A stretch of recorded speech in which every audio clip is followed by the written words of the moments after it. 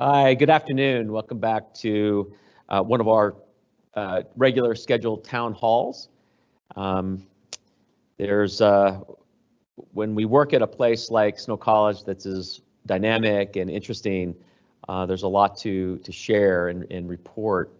And I'll do that in a second, but I also want to again welcome those that are with us. And so glad that you're willing to engage us and as an administration and as a leadership team here on all sorts of issues that we might have here at Snow College. I want to give a little bit of an overview of our hour together. One is I'm going to share some initial thoughts about our recent accreditation visit, which was really a terrific visit. But we also want to introduce a topic for today that is it seems very salient and relevant to all of us, our students, faculty, staff, administrators, everybody, on the issue of self-care and resilience. And so we have a couple of guests on that will give us maybe some insight in terms of how we care for ourselves in this time of stress. And then at the end of that conversation, we will end up having some updates relative to our COVID status, relative to budget, academic updates, etc. So I hope that's an acceptable format. And really, this only works well if you're willing as listeners and attendees to engage the panelists and engage the speakers on questions or insights that you might have. So again, please feel free to use the chat function. We will essentially take these questions and insert them and make sure that we get it to the right person in the right time, and we'll make sure we get to everybody that we can. So anyway, what we have on our panel today is Alan Riggs, who you know is the director of our Counseling and Wellness Center. We also have someone I know quite well, Jen Cook, who's just give a personal perspective on this question. We also have Josh Hales, who will talk a little bit about the resources that the campus has relative to the question of self-care and resilience. And then those that are part of our president's cabinet. So Melanie Jenkins, Stacy McKiff, Terry Clausen, Carson Howell, and Rob Nielsen. So maybe make a mental note that they are on our panel and will be addressing any questions that you might have relative to the main topic today or anything else that might be on your mind, whether it be budget, policy, anything else that you might see that you might have a question about. Let me just really share some really terrific news from as far as the campus is concerned. As you know, last week we had 6 evaluators virtually descend on our campus and read our comprehensive self-study, our 7-year self-study. And then basically their job was to come and speak to people, interview people, look at documentation to really confirm that what we said in our self-evaluation, whether that really was true, and that we're measuring ourselves in ways that are consistent with the standards of Northwest. And it was a terrific visit. And I can say this having some perspective. I've been a part of these comprehensive evaluations at 2 other institutions.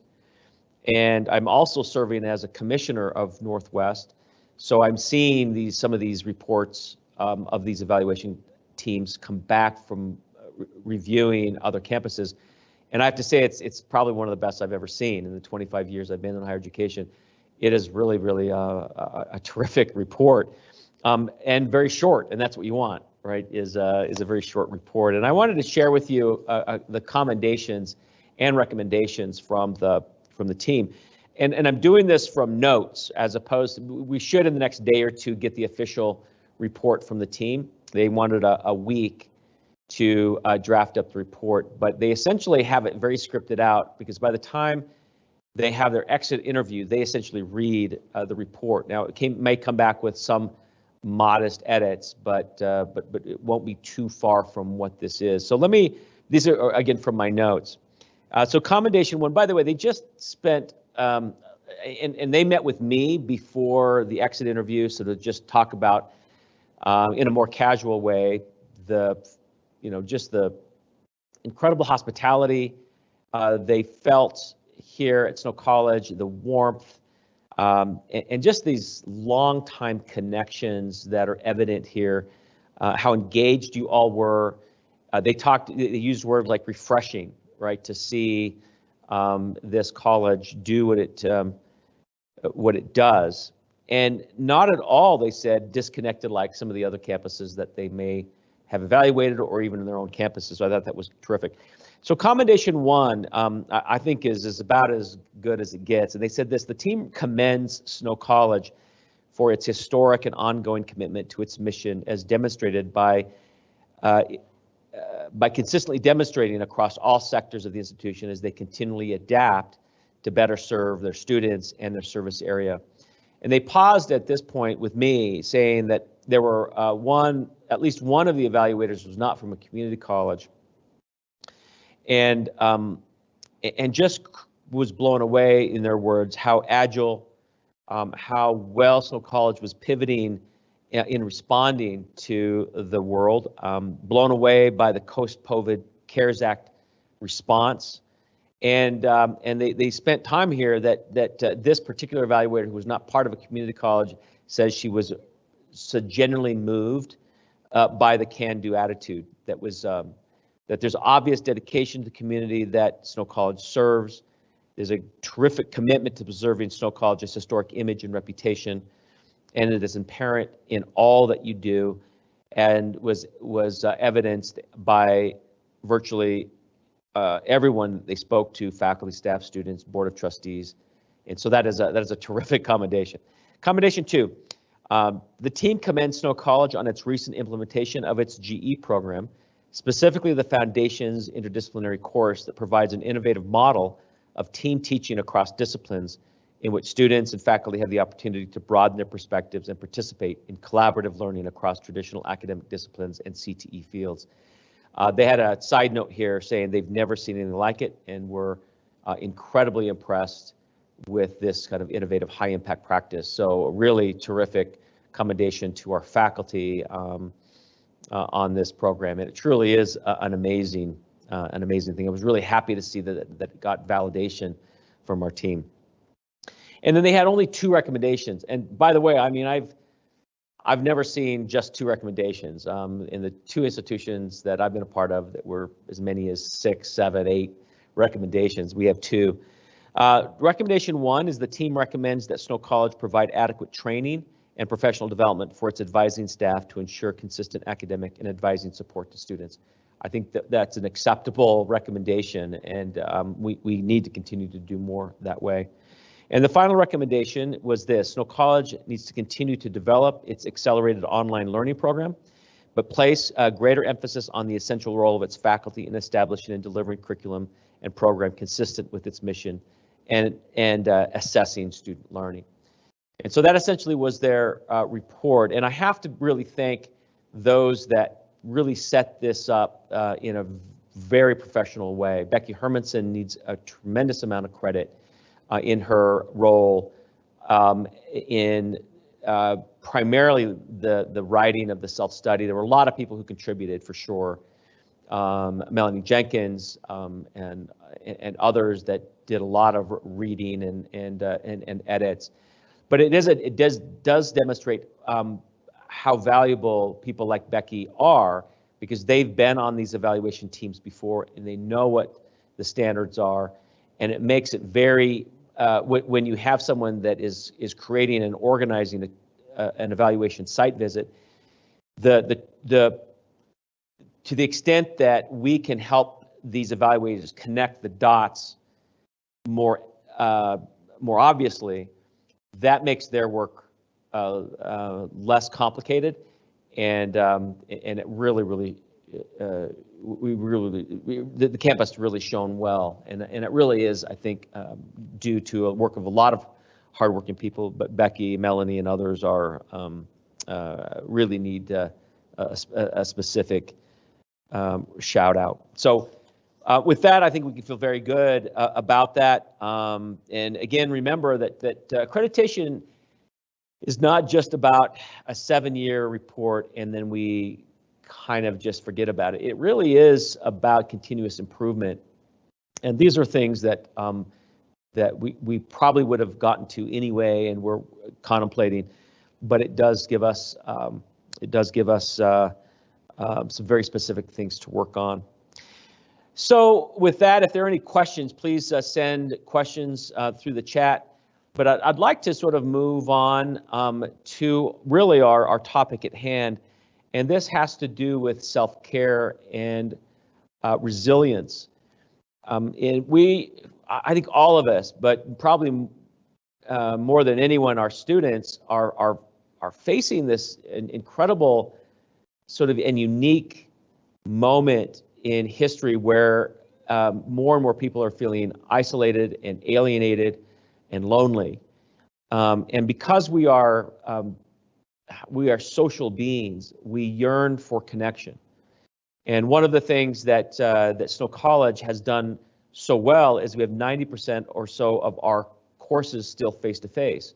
A recent interview that Terry Clausen had with Inside Higher Education yesterday or today, they reached out to Snow College because we were one of very few, maybe the only 2-year institution that had any growth at all during this time, and asked, what was Snow College's secret?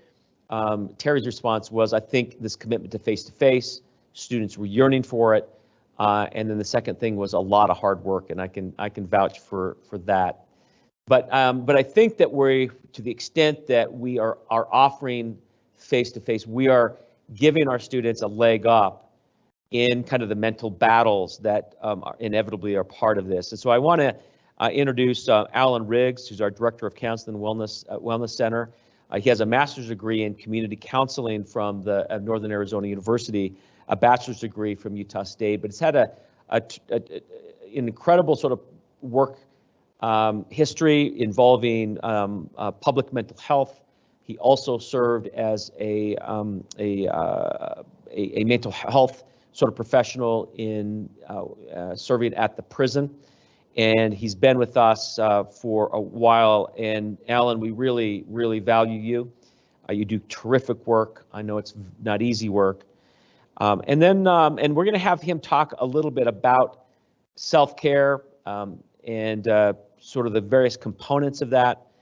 And then we want to bring in a personal perspective, and I'm going to bring in Jen Cook to discuss the impact of attitude and perspective, and provide some tips. As someone who is a mother, who also is a professional, but also someone who's fighting all the isolation that comes with COVID. So it's good to have you two on. Thank you for your time. We also have Josh Hales come on a little bit later to talk about the institutional resources there. So with that sort of tee up, I'm going to turn the time over to Alan, and then we'll get to Jen. So Alan, welcome. It's nice to have you with us. All right, thanks, President Cook. It's good to be here. Talking about self-care and resilience, we hear a lot of these things in the media right now because of COVID, and a lot of people kind of have the impression that self-care is kind of that's for the other people, the ones that might need it. But the truth is we all need self-care, and we kind of look at it, if you look at it like an automobile, if you don't take care of it, pretty soon it starts to break down, cost you more money. And that's the same kind of thing that happens with us as people, is if we're not constantly putting in, then we end up with problems. I wanted to just focus briefly today on 4 areas of self-care. The first one is psychological. And by the way, there are a lot of things that could be mentioned about self-care, and I'm just going to touch on just a very few. But in the area of psychological well-being, one of the most important things to do as a student or as a professional or whoever you are is be able to make decisions. Indecisions, it creates more anxiety than anxiety creates indecision, right? So not making decisions, critical decisions in your life actually causes quite a bit of an anxiety situation. And so that's when panic, comes in. So for students, it might be when to get started on doing a difficult assignment. So you need to sit down and think about it, make up your mind, and then go ahead and work toward that. The longer we think about it, the more likely it is to be anxiety provoking. So I kind of look at it like, like a basketball player, when they go to shoot a jump shot, there's the noise of the crowd, there's the person that's guarding them, all the things that are going on. But at that moment of shooting the jump shot, that person focuses in on the front of the rim and their follow through. And if they take their focus off even for a second, if they're worried about missing or whatever else, then the likelihood of them missing the shot goes up quite a bit. And so focus is a really important thing, in the psychological domain. An example of this is a long time ago. I think I was in 7th grade. My brother let me tag along on a trip with he and a friend who went out. We're driving out in the desert, and we had my dad's 1958 Chevy Apache pickup, and we were driving as fast as you're supposed to on dirt roads, or maybe just a little more. And we were having a great time, and driving down the fence line, the road went right along the fence line. We were having a good time and joking, and I was sitting in the middle, and I remember looking over at my brother, and his eyes went wide, and he immediately focused because the fence line turned and went off to the left, and so did the road. And immediately he focused in, he hit the brakes, and we hit the embankment. There must have been at least 20 or 30 angels helping that very heavy pickup stay in the air on a level basis. But he was able to get it to the ground, and I remember bouncing all over. I ended up on the bottom of the floorboard upside down. And he kept it upright. We didn't crash. And then we focused even more because we thought our dad's going to find out. And so we get out, we check out the truck, and they're bulletproof, so it was fine. The truck wouldn't start, so we get out, and the battery was gone. It fell out. And so we had to go get the battery and put it back in, and took the truck home and washed it and cleaned it all up, and didn't tell him until a few years ago. Right? And so the focus, the reason I wanted to bring that story up is I remember the look in my brother's eye as soon as he realized it was decision time. And everything he did at that point kind of probably kept us alive. It also could go to the fact that we probably shouldn't goof around while we're driving. Just another thought there. In the area of physical, obviously exercise is really important, but it doesn't have to be something spectacular. You don't need to run marathons or do amazing things that way, but even just going for a walk. Some of our counselors here have some great strategies. They'll go for a walk and, in between sessions or do things like that. Earlier this year, I started my mountain biking again and hiking, and I just had a great time with that and didn't realize how much I was missing that kind of an outlet because I'd kind of become engrossed in, the duties of my job. But that leads to the next thing. When I went to Utah State, I worked at Cache Valley Cheese Truck Shop. That's how I paid for part of my way through school. And I can remember the trucks would come in and they would service them. They'd go back out, and talking to the mechanics, and they were telling me that some of these trucks, the motors on them would get 1 million miles. And I'm like, no, you guys are kidding me, because they were always kidding me. And come to find out, no, that some of them could really get that many miles. Of course, they had some upkeep and some minor repairs. And I think that we're kind of the same way. We have to really put that effort into taking care of ourselves physically. The third thing is the emotional balance. And one of the things I wanted to touch on there is physical touch. Now, I think the Title IX office would probably appreciate me saying with permission, right? Physical touch with permission. So you can give your spouse a hug, or give your family members a hug, or your dog. We have Remy at our house, and she's the therapy dog that we have sometimes here at the college. And yesterday I had kind of a stressful day, and when I got home, she jumped on the bed, which she's not supposed to do, but she went over and snuggled her head into me. She could just tell. But that touch, it felt really good. So she got to stay there for a few minutes. So, and then the last area is spiritual. And, you know, this is a challenging area to address because everybody has their own ideas and beliefs spiritually.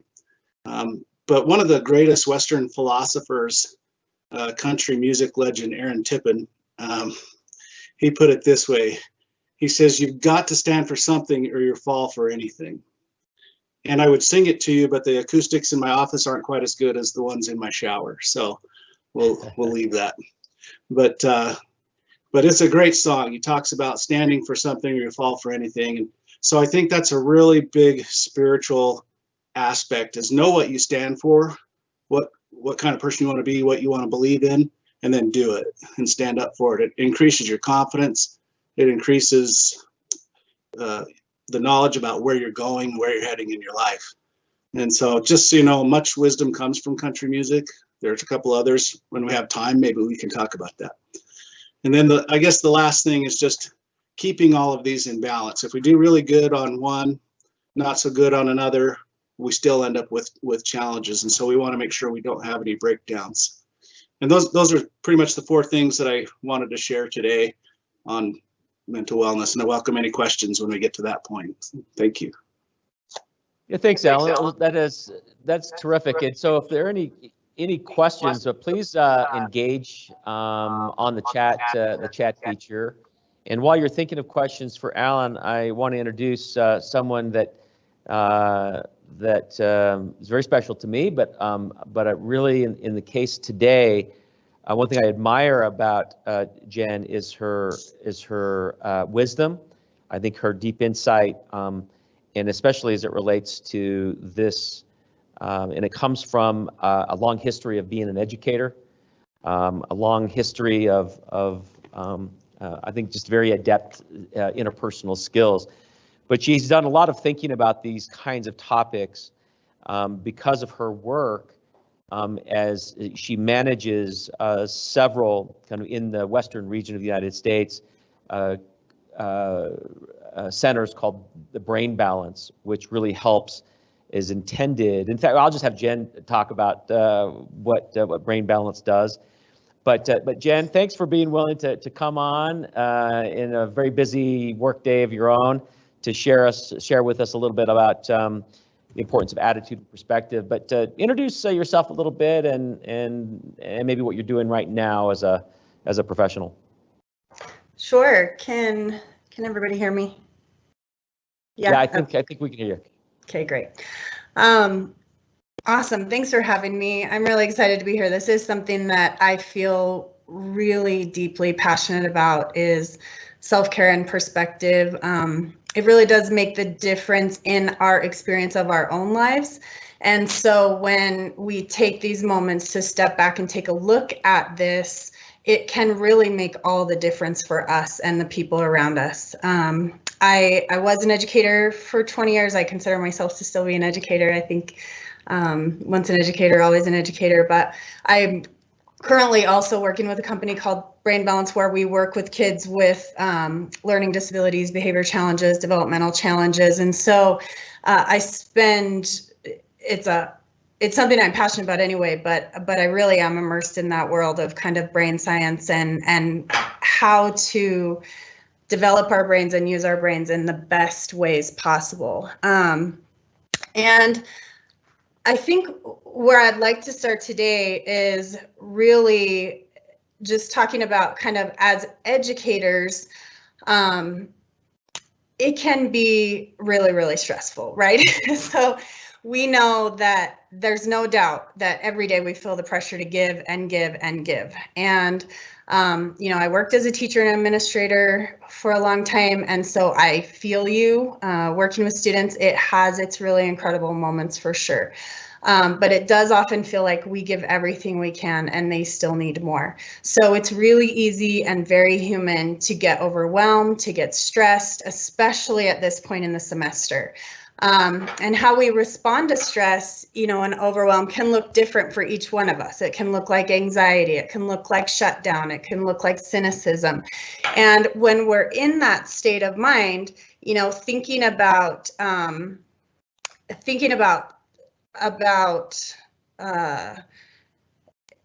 you know, self-care and taking the time for self-care, it almost seems a little silly, right? So it seems a little like, yeah, I would love to be able to go on a hike right now or be able to get a massage right now, but I just don't have that luxury because it starts to feel like I just don't have the time. And I can't do one more thing that is going to, you know, take more time out of my day. So when we talk about self-care, you know, we have to really look at what are the things that that make the difference for us individually. You know, it's going to look a little bit different for each one of us. And we know that deep down, it's really good for us. You know, that self-care is something that we need to engage in. And so I want to take a look at it in a little bit different way, because we often, it becomes one of those things that's like, we know we should do it, but we never make the time, right? So if we look at it from a little bit different perspective, let's think about something that researchers have found over time, and that is that on an average day, a person has about 80,000 thoughts. That's in one day. You know, 90% of these thoughts are thoughts we've had before, so they're repetitive. 80% of those thoughts are negative. So that means that we're having about 57,600 negative thoughts per day, and that's a good day. So some of these thoughts are fleeting, we dismiss them, we forget about them, but others we can let them consume us. So when we look at this, we know that the stronger and more in control we feel, the more able we are to let those negative thoughts float by without grabbing them and adding meaning to them, right? The more stressed or overwhelmed we feel, the more likely we are to grab onto those negative thoughts and act on them like they're the truth. So, for example, when we're run down or overwhelmed or stressed, a thought like, I'll never get through all of these emails, it feels like the truth. And so we don't. And we become resigned to it, which can become a vicious cycle that erodes our happiness. When we feel strong and optimistic, a thought such as, I'll never get through all of these emails, is met with a counter thought of, I do have so many and it won't be easy, but I've gotten through this before. And so I'm going to put on my comfy clothes, put my headphones in, turn on some great music, and at least make it enjoyable while I get it done. And these are two separate responses, right, that give us completely different experiences of our own world. So when we really think about that and the difference between those two responses, we can think about kind of some simple brain science 101. When we're stressed out or we're overwhelmed, our brains will interpret this as danger, right? And it releases a chemical called cortisol, which causes the natural fight or flight response.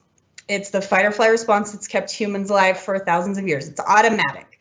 Our brains respond to acute stress in a similar way as when it responds to our child running into the road. So in that immediate moment, very little thinking at all is taking place. We immediately respond in a hyper-focused, impulsive way that's fear-based. And our senses become sharper, our alertness increases, we become more tunnel visioned. We know this feeling, right? We become hypersensitized to the immediate problem in front of us. And in this moment, we have really limited coping skills because the parts of our brain that have the ability to think slowly and logically from a big picture perspective, they're not in charge. It's our fight or flight response that's running the show in those moments of acute stress. Now, on the other hand, when we make time to participate in things we enjoy, things that are good for us, like exercise, cooking healthy meals, painting, drawing, it looks a little different for each of us, right? Spending time with people we love, reading a good book, spending time outside, then serotonin, dopamine, oxytocin, and endorphins are released. And these are called the happy hormones and endorphins. They promote positive feelings like pleasure, happiness, self-confidence. So when we introduce activities into our lives that cause a release of the happy hormones and neurotransmitters, the world really does look different. And we start to feel more creative. We make better decisions. We're able to think more critically about ways we can be more efficient with our time and energy. We've engaged those parts of our brain that are the very best at thoughtful problem solving. So for me, the example I like to share is that exercise is key for me. Movement makes all the difference in my world. And really, truly, the best ideas and plans on how to implement those ideas happen on a run or in the middle of a workout. And then the rest of my day just looks different. So what if we really committed to taking a moment to reflect for ourselves? What are the things that when we do them, so I would ask you to take a look. What are the things that when you do them, it makes your outlook on the world and your life seem better? What are the things that when you do them, it makes you feel stronger, better able to take on whatever challenge is in front of you? If we really just spent 1 hour of our self-care planning how to incorporate these things into daily practice, it could make all the difference. Now, we know that just saying we should do something typically doesn't make it happen, right? We say we're going to do it and then we beat ourselves up because it doesn't happen. So I would encourage us to all think about how we could set up our environment in a way that makes it really easy to do the things that make it more likely that we will keep our word to ourselves and do those things that we know make all the difference for us with our stress relief and our perspective. So a couple really kind of silly but easy examples are, setting out the exercise clothes and queuing up your favorite podcast. So all you have to do in the morning is throw on your clothes and hit play. It's a really simple act, but it makes it a lot easier to start the day with a workout. What if you took a few minutes and made a grocery list for some healthy meal preps for the week? And you could just throw those meal preps together on Saturday with your kids. The meals are done, time is saved during the week, and you have healthy meals already during, that busy week. It's one less thing you have to think about and time is saved. So I do realize, these are kind of simple, maybe silly ideas. But what if we shifted our perspective a little bit and decided that maybe it really is that simple if you make the decision to start thinking about self-care in this way? How do you make it easy and fun in the short term so that in the long term, these things become habit? And they do not have to be big. It might be going for a walk or a run, painting, making a healthy meal plan. Even if you just declare Wednesdays are comedy show night with the family, or by yourself, if that's better, figure out what works for you. You do you. But I really am inviting you to take an hour today and create a plan. And maybe it's not even an hour. Maybe that feels overwhelming and it's just a quick 15 minutes. But how can you put daily habits in place that initiate a happy hormone release? Your experience of your own life will be different. Self-care really is like putting on a shield and armor so that then in the face of stress and overwhelm, we respond from a completely different state of mind. And this really does give us the strength and the focus to create small successes along the way, which then lead to bigger successes, which then lead to an even greater sense of self-confidence and joy in what we do. Now, in the world of brain science, a common saying we have is the neurons that fire together wire together. And this really is a happiness hack. Our brain is a muscle, and just like a bicep that gets stronger as we use it repeatedly, positive habits and perspectives, while they might feel harder at first, they really do get stronger with use over time, and they can become automatic. So it's worth it. In the end, it's worth that 15 minutes to an hour today to really think this through and spend a moment to think, how can I implement this in my life? And we know that sometimes we aren't willing to do it if it's just for us, right? We're educators, we're givers, and so we sacrifice for others all the time. It's just part of who we are. But I would say that if you have a difficult time doing it for your own good, let's take a look at it from a perspective of an educator or a family member or a friend, because we are always modeling something, right? So if we really took an honest look at it, what are we modeling when it comes to managing our stress? And so I would say let's kind of band together and support each other to put on our own oxygen masks, not so that we can put on everyone else's, but so that we can model for them how they can put on their own. So I'll hang around and if there are any questions, I'm happy to answer them. But thanks again, you guys, for having me today. Well, thanks, Jen and Alan. And one question I guess I have is we're waiting for maybe the audience to ask questions is how important or how effective are things like meditation and mindfulness? And let me ask Alan about this. I'm a terrible meditator, but what little I've done, it gave me some perspective that we actually have choices about our thoughts rather than just defaulting to being angry or just responsive. Actually, with meditation, it gives you a little bit of a space to that you can choose. There's a variety of responses rather than one you just default to.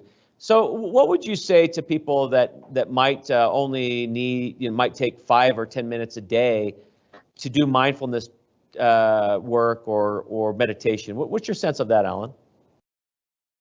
Yeah, I would say, you don't have to do meditation perfectly, right? Because it's designed to be individual.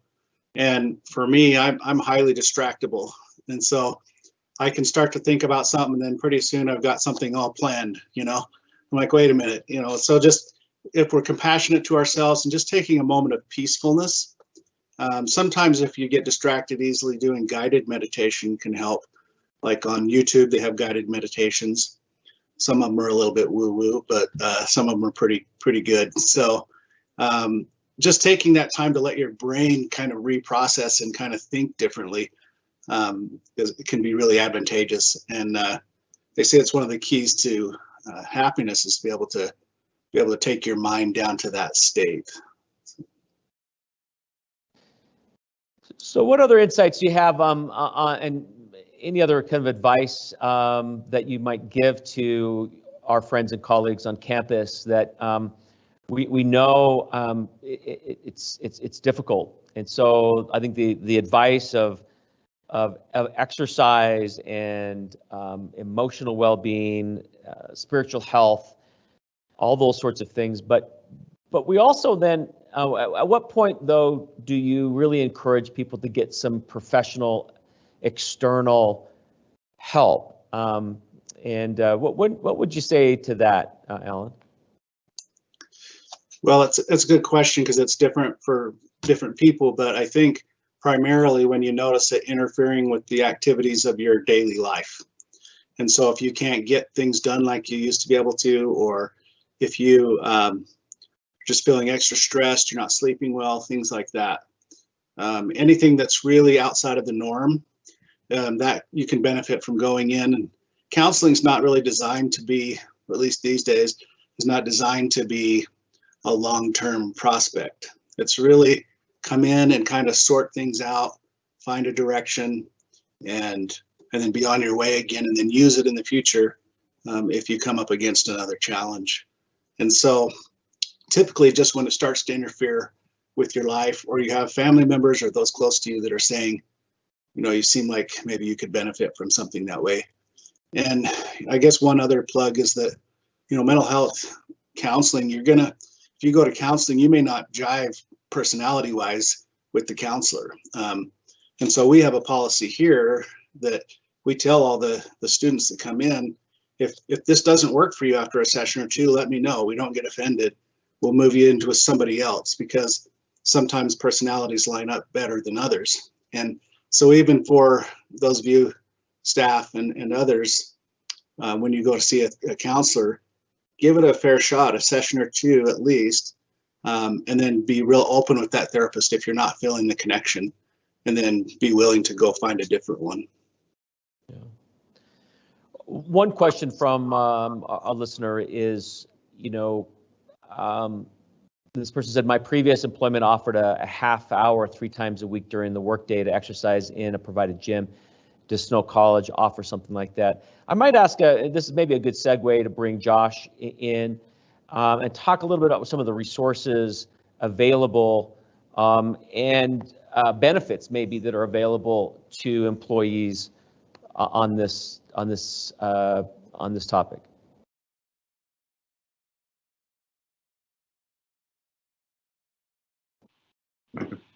All right. Usually helps if I turn on the microphone. So, so just to answer that question, I'm glad that brought that up. That was a great segue into what I prepared, because we do have it's policy 373. If you want to go read the policy, because I know that's what people really like to do late at night, is read policy. To entertain themselves, but no. So it does provide paid time off 3 times a week for 30 minutes, and so yes, we do have that in policy, and I really wish more people would take advantage of it. It's a really nice benefit, and that's just kind of one of the many resources we do have as far as physical health goes. Some others I'd like to mention, for our full-time employees, there are a lot of resources through our health insurance provider, PEHP. There's regular screenings and a lot of different resources. Probably the most important one I would say for employees to get started with is start with it. They have a program about knowing your numbers, where you go into your doctor for your annual wellness exam, and get those numbers to find out where your health is, and then from there, PHP has a lot of resources to really kind of hone in and fix, wherever your numbers may indicate, whether it's blood pressure, diabetes, pre-diabetes, any of those issues that might come up with that. That's a really great program. And by the way, they do give rebates if you do that. So you get $50 just for doing the screening, and then depending on your numbers and what actions you take, there are resources and rebates for that. On campus, we do have a few resources that are available for everybody. Here in Ephraim, we have the Activity Center that, again, is open to employees, but also you can, for a very small fee, include your family in some of the great resources we have here at the Activity Center. In Richfield, we do have an on-campus fitness center that's open to employees. Also, some employees participate in a program where, again, for a small fee, they have kind of an unlimited access to Impact Fitness, and so that's another really important resource. And again, you combine those with Policy 373, and take your 30 minutes, extend lunch. Typically, when I use it, I'll take a lunch break and kind of take that lunch break plus 30 minutes and usually get a really good workout in. And one thing, Jen mentioned, sometimes it's really hard to take advantage of these resources because you feel like I'm too busy. One thing I noticed when working for a previous employer is, on the days when I told myself I was too busy to get some of that, to go in and do a workout, I would just find that I was really slow, really groggy throughout the rest of the afternoon. But when I said, no, I'm going to take the time and I'm going to go do my workout, maybe kind of mid-afternoon, I get done probably twice as much when I got back as what I would have accomplished if I would have tried to just kind of push myself through. So I really hope everyone will thinking about ways they can take advantage of some of those physical health resources. On the mental health side, again, this is for our full-time employees, but through PHP, we have what's called an employee assistance program through Blomquist Hale, and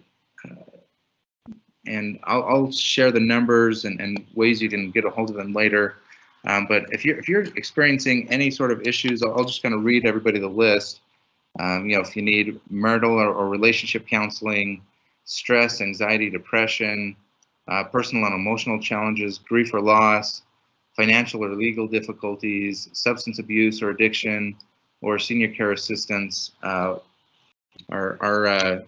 partners at Blomquist Hale, it's a free resource. You can reach out to them and they'll help you with any of those issues. Again, there's no copay or any of that associated with the resources at Blomquist. Finally, I do want to take a quick plug for our vacation policy, which one thing we notice here in the HR office is far too many people lose vacation time, and if we look at people feeling burnt out and some of those other things, but then we're not using our vacation time. That's really something we need to do, I think, a better job of here at Snow College, is taking the time that we do have, take that time to recharge, refresh. I know sometimes it's, especially in the days of COVID, we think, oh, well, I'm not going to take vacation because I can't travel anywhere. But it's still really important even to just take a day, sit at home, read a book, to just disconnect for a little bit, because otherwise, that stress really builds up and it's hard to be productive. So those are the big resources. And then lastly, I would just say, at a previous employer, we did a lot of research on why aren't employees taking advantage of some of these resources that, we had similar resources at a previous employer. And we did a lot of research, and really what we found was the biggest thing that kept people from taking advantage of the resources is they didn't feel like their manager supported it. So I would say, first off, if you feel that way, don't necessarily assume that your manager doesn't support it. Go talk to them about, hey, I feel like I need to take some vacation, or I want to use some of this time in policy 373. But also managers, it's really important for managers to realize, letting your employees take that time, you're going to get a lot more productivity if we just take the time for self-care. I think a lot of the other analogies that have already been said about, taking care of the engine, putting 1,000,000 miles on an engine, I think those really do apply. And the more we can, for us personally, then also as managers, encourage that kind of behavior, we're all going to be better off. So, Josh, tell us about SnowFit. I know Christine Hanks is kind of leading that out, but tell us more about SnowFit. Yes. SnowFit is, again, another great program. It's available for all employees. They do monthly challenges. So really encourage everyone to be part of those. Also, if anyone's interested in helping the SnowFit committee, I know they're always need some more ambassadors, especially on the faculty side. We could definitely use some more faculty perspective on that SnowFit committee. But yeah, the SnowFit committee is a great resource to just stay in touch with some of the programs that PHP is running, and then they do a lot on their own as well. I know they've done a lot of great activities in the past, like chair yoga and some different things that really kind of help relieve stress, get fit, and those type of things. I know Jen has done a lot of kind of exercise classes and has organized that. But Jen, talk a little bit about some of the classes that you've been talking to Rob about, and are these are faculty and staff eligible to take these classes? And what have you found that to be useful in as you work with friends and professionals? Is that sometimes a group support, right, of being able to go to a class actually motivates you to get things done? What's your take on that? Absolutely. So I've been actually really impressed with the just the opportunities for students and faculty to be and staff to be involved in, the AC and have the gym and all the things that Josh has been talking about, because it really does make a difference. There are so many things at play when we exercise alone. That's amazing, right? We're getting those endorphins going, and it really does change our perspective. We feel better about ourselves. We're able to think more clearly. Our day looks better, and we're healthier, right? It's great for us long term, and we could just list all of the reasons why that's so important. But then when we exercise as a group, we've now added in that personal connection that so many of us and so many of our students have been missing, particularly during this time of COVID. And I love that Alan talked about that, because it is important. It's not scientific, but it's kind of a joke around our house that depending on how old you are, you need a hug every that many hours. So when you're 5, you need a hug every 5 hours. When you're 20, you need a hug every 20 hours. And a lot of our students, they're away from home. They're worried about, being the one to spread COVID on campus. They're wearing masks. There's a disconnect now that is even greater than it was before, when all we had was the social media challenge. Now we have social media challenge in addition to COVID challenge and masks. So really encouraging our students to move. It can make all the difference for them. It doesn't have to look like an exercise class. While we have some amazing exercise classes on campus, I would encourage them to sign up for those. I've met some of our instructors, and they are some of the finest fitness instructors I've ever met. They're a blast, and they really welcome everybody that comes into their class in a way that is just heartwarming to me and makes me feel good that our students are in their hands. But also, as adults, if we want to go on a run together, meet each other at the gym, exercise together, it's kind of a 2-for-1, right? That's good. There's some other questions that have come up, and that is that during the COVID shutdown, the AC and Bergeson were closed, and so some of the questions: how do I reinstate that? How much does it cost for them to get the gym membership back up? Josh, you have those answers, or does Rob? Who could answer that? Yeah, really to get it reinstated, you can either call Becky and get it reinstated, or if you just want to come into our office and fill out the form again, we can do that too. I'm going to be sending out an email as a follow-up to this with all those resources. We can include pricing in that as well, just so everybody has it. Terrific. Also, community education has low-cost fitness classes that run most evenings. It's about $40 for 10 classes, and so right now spinning and high fitness aerobics are running with, of course, proper social distancing measures. Yoga is in the works, so all that is good. So one other question that people had, one question was,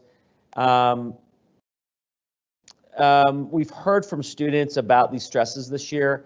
Under COVID guidelines, what types of activities can we do? And so let me bring this back to Alan in terms of what do you tell students? I mean, students that come to you, there's only so much. Well, what would you say to student that could benefit from some sort of activity?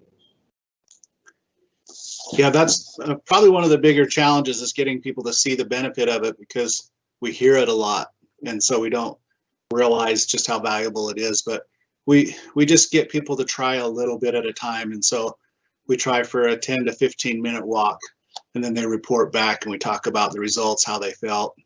Then we try to make it social, like Jen mentioned, try to have some connection with some other people, and then it's an additional reinforcer.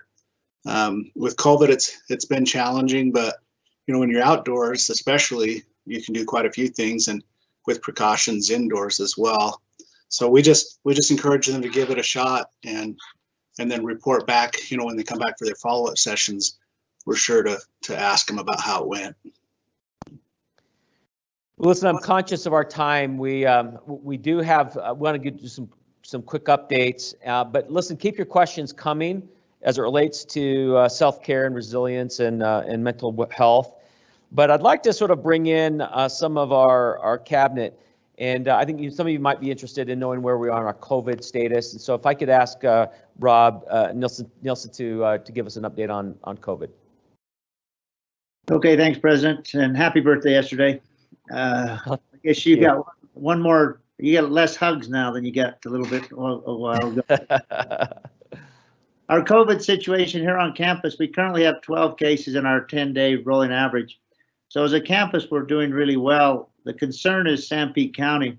Sanpete County now has about 360 cases, which is the highest it's had since we started tracking it. So our county is getting more and more cases. As a school, we have to be really cautious of that. And so when we're out in the community, we need to make sure we're masked up and doing the things we're supposed to be doing. But as far as a campus, we're still doing really well. A lot of people we're tracking.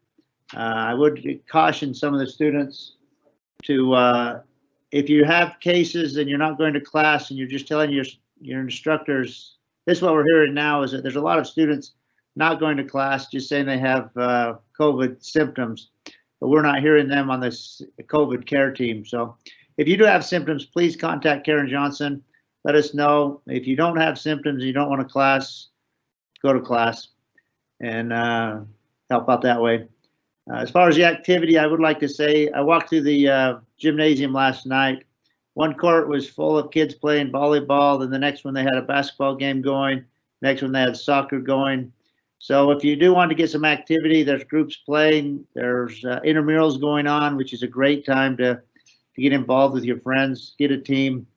If you don't have a team, just come and we'll get you involved in intramurals. So there are ways to still be COVID friendly and smart and still get your activity in.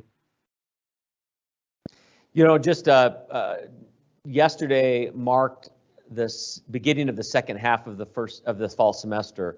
So we're halfway through this semester, and we have 12, which is, has gone up quite a bit from where we were averaging 3 to 4 on a 10-week rolling average went up to 9 last week to 12 now. So continue to sort of practice good hygiene, continue to wear your mask, encourage your students.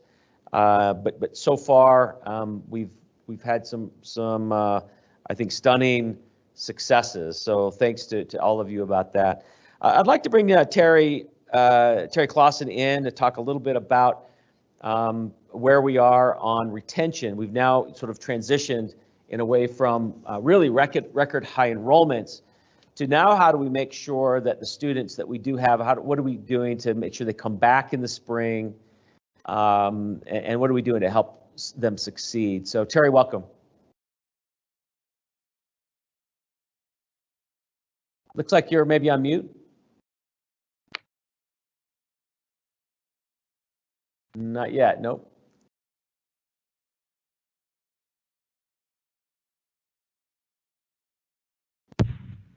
Can you hear me now? Yes, okay, we got it. So I think my webcam microphone is dead. Okay, regardless. So this year we are making a real focused effort on retention with our record-breaking enrollment. Woohoo! Now we have to keep them here, and that's really something that's important. And this year is so different with COVID and with all of the things that we've been talking about today. It's just it's something that we're really focusing on. So as enrollment, we've got a couple of initiatives underway to help our students.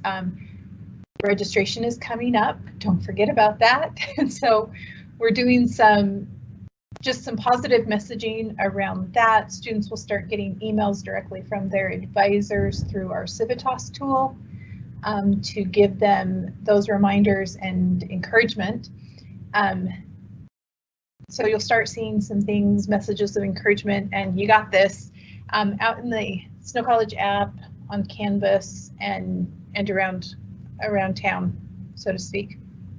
So that's just something we're going to really focus on, because we want our students to stay here. We want them to stay healthy. We want them to continue their education. It's really dangerous if they stop out, because the likelihood of them actually coming back is pretty low. And so for our students to maintain that trajectory, we want them to stay. So those are just a couple of things we've got going on. We've also got our call center that will start making calls soon. But that's kind of where we're at on the retention side of things. We're going to keep them here. Do you want to say a word about your recent interview with Inside Higher Education, which really, I think Inside Higher Education and the Chronicle of Higher Education are probably the two most kind of well-known and respected kind of outlets for higher education news. Do you want to talk about that? Yeah, absolutely. I had a chance to talk with them this morning, and I hope I didn't sound like an idiot, but they were just really wanting to know what our secret sauce was, because we're not too many two-year institutions actually saw an increase in their enrollment. And like the president said, our commitment to being face-to-face played a huge role in that, as well as a lot of the hard work of many, many individuals across campus in getting these students here. I'm hoping that this is something that will be very positive for Snow College. It gets us some national exposure. I'm sure many of you subscribe to the daily emails from Inside Higher Ed, so hopefully you will soon see something about Snow College and the success that we saw. That is just such a fantastic spotlight on us, and I was really, really honored to be able to speak with them today. Yeah. And then just a note, looks like we're about 600 applications above where we were this time last year, and that's quite remarkable given that we were actually had record high applications this time last year. So congratulations on that front too, Terry. Well, thank you. We've heard from other institutions in the state they're way behind. We're going to take it. I have no idea what this means long term, so don't put all your eggs in that basket thinking we're going to be so far ahead when next fall rolls around. But I am really, really happy that so many students are seeing the benefit of Snow College and are willing to come and put their trust in us. Yeah. Hey, I'd like to bring Melanie Jenkins in. Melanie, I just really want to congratulate you and our faculty in academic affairs for really that commendation relative to the foundations course and the interdisciplinary general education. So well done on that. But anything else on academic affairs that you want to report? Sure. I wish I could take credit for those commendations, but that's years and years of work with people all throughout campus. And so I just want to emphasize what the president said, that congratulations is due to the entire campus, and we're grateful that we have such a committed group that we work with and make things happen so well for students. In terms of academic affairs, we're just moving on, planning for face-to-face classes in the spring.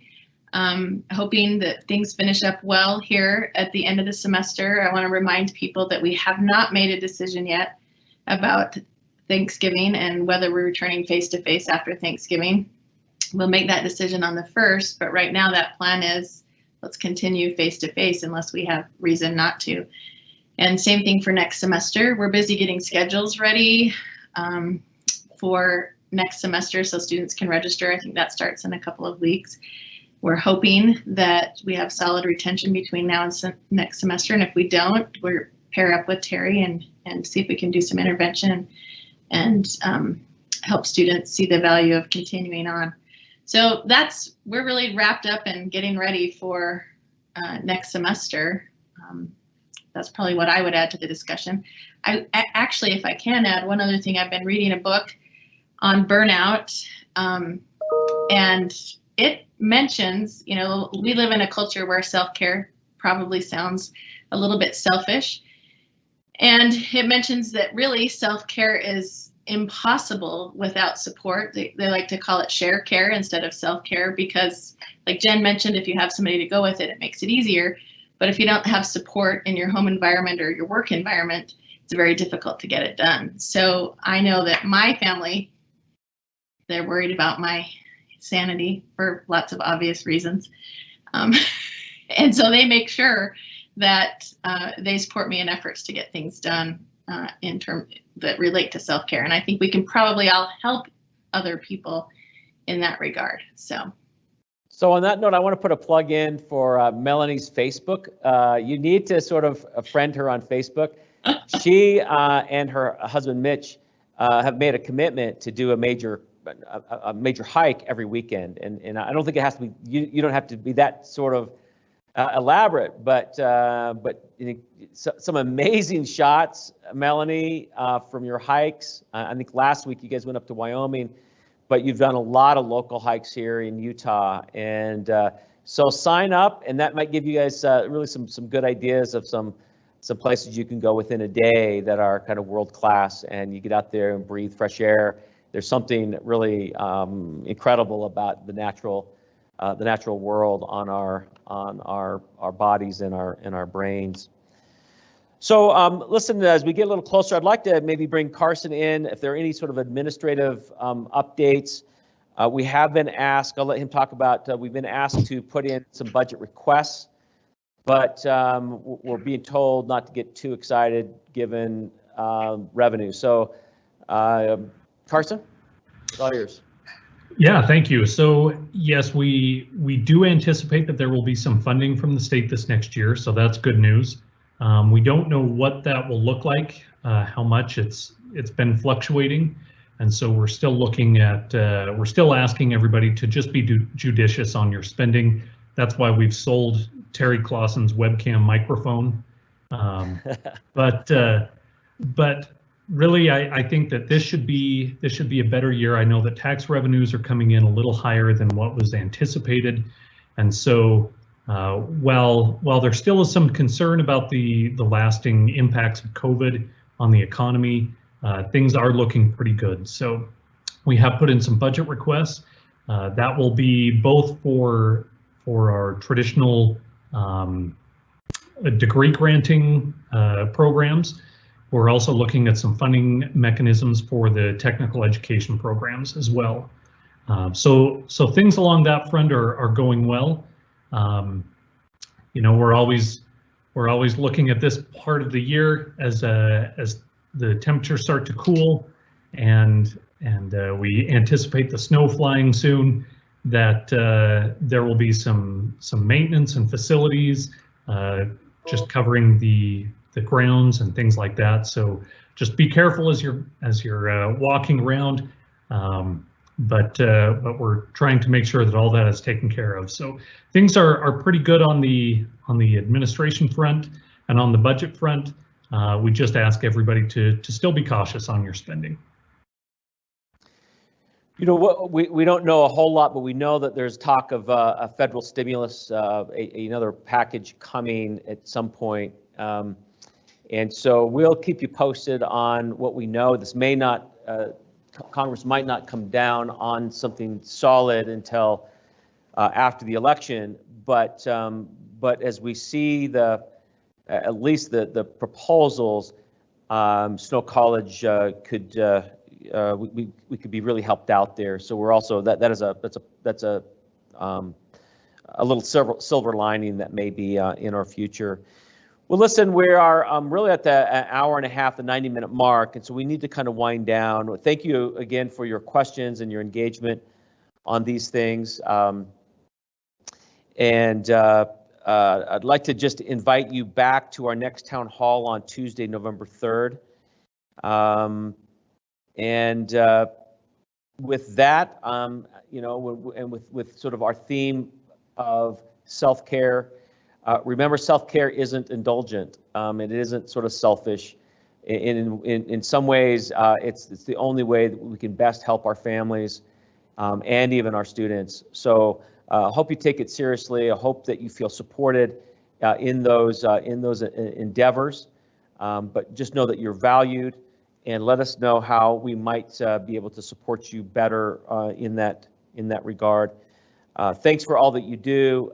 Please let us know how we can be better. We can be better servants of you. And we are constantly seeking more feedback and comments as it relates to communication.